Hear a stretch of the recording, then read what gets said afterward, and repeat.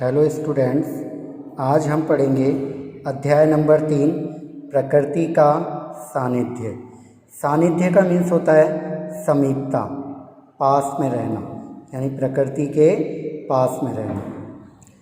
इसके जो लेखक हैं काका कालेलकर, उनका कहना है कि प्रकृति जो है वो मनुष्य के एक परिवार की तरह है। यदि हमारे परिवार में से कोई सदस्य हमसे दूर हो जाता है, ठीक है, तो हमारा जीवन जो है वो पूर्ण नहीं रहता, अधूरा हो जाता है।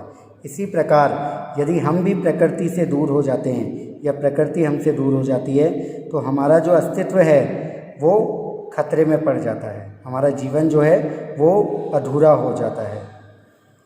मनुष्य एक सामाजिक प्राणी है, यानी समाज में रहने वाला प्राणी है। वह जैसे ही इस धरातल पर, इस धरती पर जन्म लेता है, वह अपने आप को एक विशेष प्रकार के आवरण से घिरा हुआ महसूस करता है। यानी एक मनुष्य जब इस धरती पर जन्म लेता है तो वो अपने आप को एक विशेष प्रकार के आवरण से, एक विशेष प्रकार के पर्दे से ढका हुआ, अपने आप को कवर महसूस करता है तथा अपने चारों तरफ जो कुछ भी मौजूद होता है उसका सेवन करता है। सेवन करना यानी इस्तेमाल करना, प्रयोग करना, यानी जो कुछ भी उसके आसपास उसे महसूस होता है, उसके आसपास मौजूद होता है, वह उसका प्रयोग करता है। लेकिन क्या आप जानते हैं यह विशेष प्रकार का आवरण क्या है? यह विशेष प्रकार का जो पर्दा है, जो विशेष प्रकार का एक कपड़ा लगा हुआ है मनुष्य के चारों तरफ, वो क्या है? यह वातावरण है जो प्रकृति के सानिध्य से बनता है। सानिध्य यानी प्रकृति जब हमारे समीप होती है तो उस प्रकृति की समीपता के कारण जो है ये वातावरण बनता है। अब जरा कल्पना कीजिए कि ये पेड़ पौधे, ये बादल, कोहरा तथा बर्फ़ के शिखर, कोहरा का अर्थ हो जाएगा ओस, शिखर यानी पहाड़, ये बर्फ़ के पहाड़, ये ओस, ये बादल, ये पेड़ पौधे, इनसे मेरा क्या लेना देना है?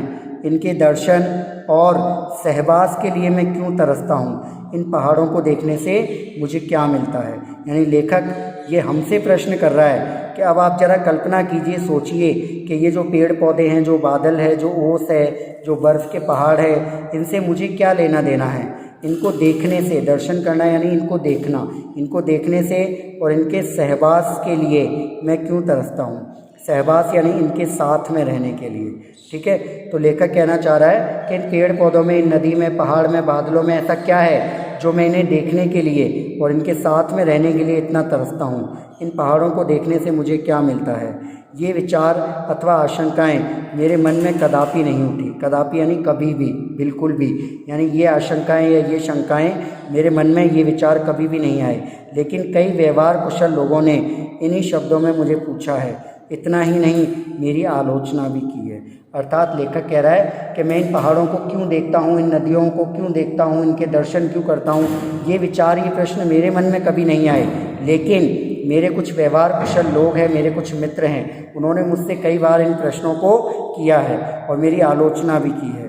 काका साहब जैसे गंभीर पुरुष, विचारक और नेता अफ्रीका के जंगलों में वहाँ के जानवर देखने के लिए घूमे होंगे।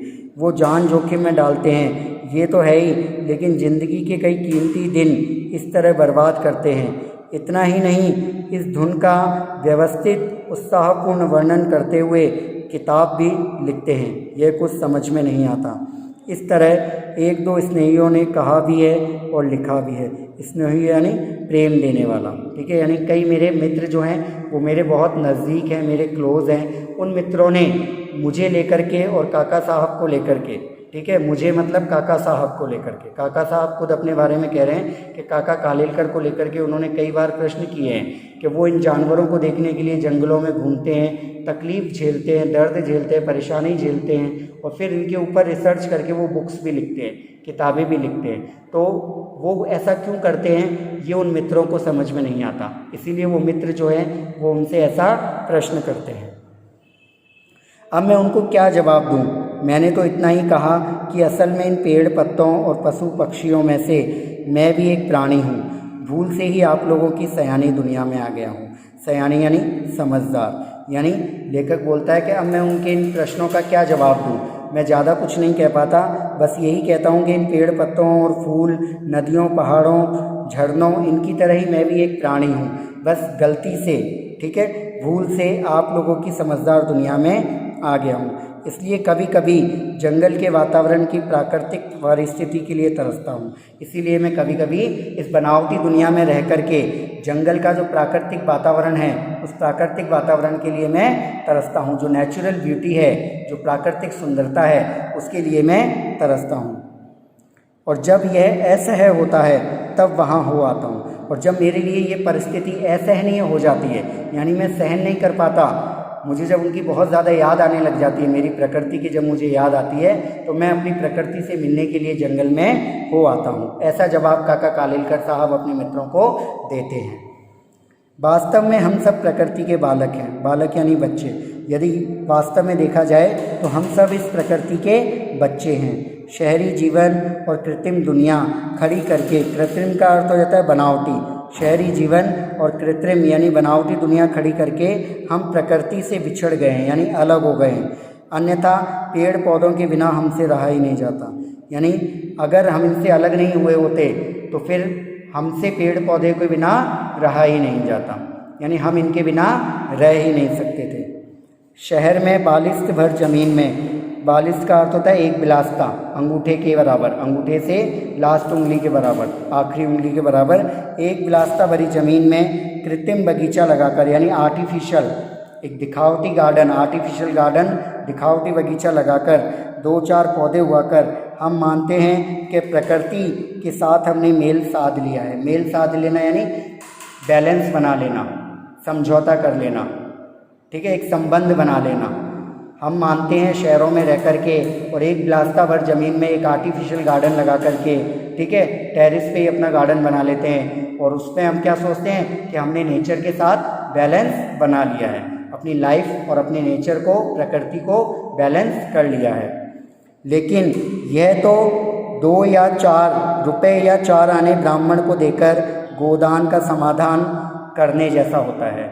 गोदान, गोदान यानी गाय को दान देना, वो सबसे बड़ा दान होता है, गाय को दान देना। वो नहीं कर पाते हम, तो क्या करते हैं, 2-4 रुपए ब्राह्मण को दान में दे देते हैं और उसी दान से समझ लेते हैं कि हमने गोदान जैसा पुण्य कमा लिया। तो इसी तरीके से जब हम प्रकृति के समीप नहीं जा पाते, प्रकृति से एक सच्चा रिश्ता नहीं बना पाते, तो हम क्या करते हैं, छत पर ही अपने एक आर्टिफिशियल गार्डन लगा के, एक दिखावटी बगीचा बना करके अपने मन को उसी तरह संतुष्टि दे लेते हैं जिस तरह गोदान के बजाय हम ब्राह्मण को 2-4 रुपए दे करके अपने दान की संतुष्टि को पूरा कर लेते हैं।